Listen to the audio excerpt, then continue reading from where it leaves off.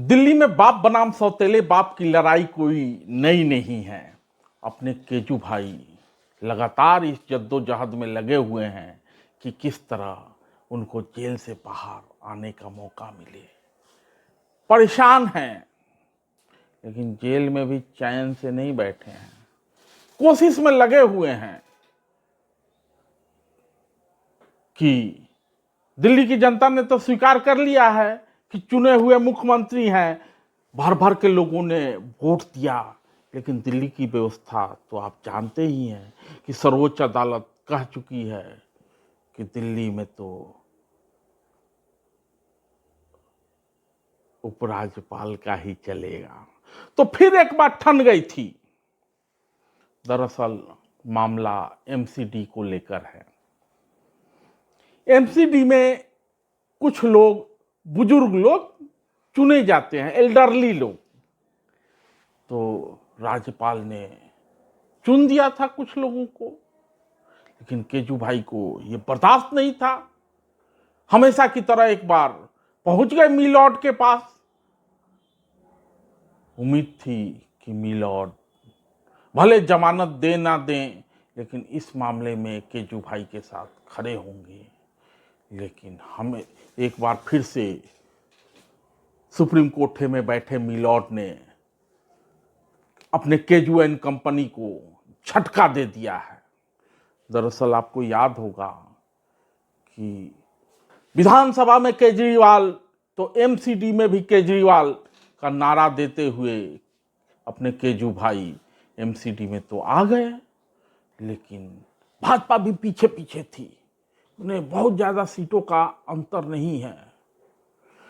तो कुछ एल्डरली लोग नियुक्त किए जाते हैं। उपराज्यपाल ने कुछ लोगों को नियुक्त किया है।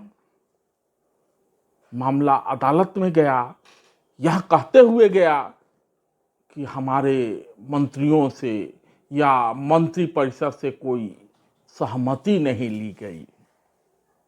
अब मामला सुप्रीम कोर्ट में था। हालांकि मामले की सुनवाई तो साल भर पहले ही हो गई थी, लेकिन आज उस पर फैसला आया है। अदालत ने कह दिया कि एल्डरली पीपल के नियुक्ति का अधिकार वैधानिक अधिकार के दायरे में आता है, इसलिए उपराज्यपाल का फैसला सही है। उनको नियुक्त करने का अधिकार है और इनमें मंत्री या मंत्री परिषद से सलाह लेना अनिवार्य नहीं है। बस क्या था, झटका केजू भाई को 440 वोल्ट का झटका लगा, क्योंकि केजू भाई अपने सोचे हुए थे कि दिल्ली में भी केजरीवाल, विधानसभा में भी केजरीवाल, एमसीडी में भी केजरीवाल। लेकिन ये कुछ सीट जो कम रह गया है, तो एल्डरली लोगों को नियुक्त करने का अगर एमसीडी में केजू भाई को अधिकार होता तो कुछ और लोग बढ़ जाते और अपने केजू भाई आसानी से चाहते तो अपना महापौर बना लेते। लेकिन 17 मई, याद रखिए, फैसला भले आज सुबह आया है, लेकिन पिछले साल 17 मई को chief justice DY Chandrachud, justice PS Narasimha, JB Pardiwala के पीठ ने फैसला तो दे दिया था, लेकिन आदेश सुरक्षित रख लिया था। और आज जब आदेश आया तो तय हो गया कि एल्डरली लोगों के नियुक्ति का अधिकार उपराज्यपाल के पास ही होगा। और इस तरह से एमसीडी में अपना चेयरमैन बनाने का केजू भाई का सपना चकनाचूर हो गया। बेचैनी यही है। अब देखिए, रोया जाएगा, गाया जाएगा, भाजपा वाले जश्न मनाएंगे। जनता ने तय कर दिया है कि दिल्ली का बाप केजरीवाल, लेकिन जो वैधानिक शक्तियां हैं, वो जो संवैधानिक बाप है दिल्ली का, केजू भाई जैसा सौतेला नहीं, उसके पास है, यानी उपराज्यपाल के पास है।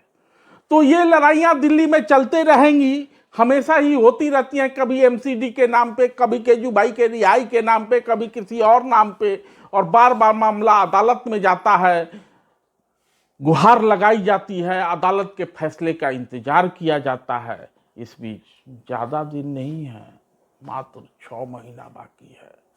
केजूभाई के पार्टी का सारा ध्यान इसी पे है कि कब केजूभाई को रिहाई मिले। लेकिन ये भाजपा वाले ना समय समय पे, भाजपा वाले, हम नहीं कह रहे हैं, केजूभाई कहेंगे, हालांकि ये उपराज्यपाल का विशेषाधिकार है एल्डरली पीपल को नियुक्त करना, तो उपराज्यपाल ने नियुक्त किया था। उस पर आगे आने वाले दिनों में फिर से तमाशा सड़क पर होगा और जनता मौज लेगी। बारिश के पानी का तो मौज ले रहा है ना, सड़कें खुद ही पड़ी है।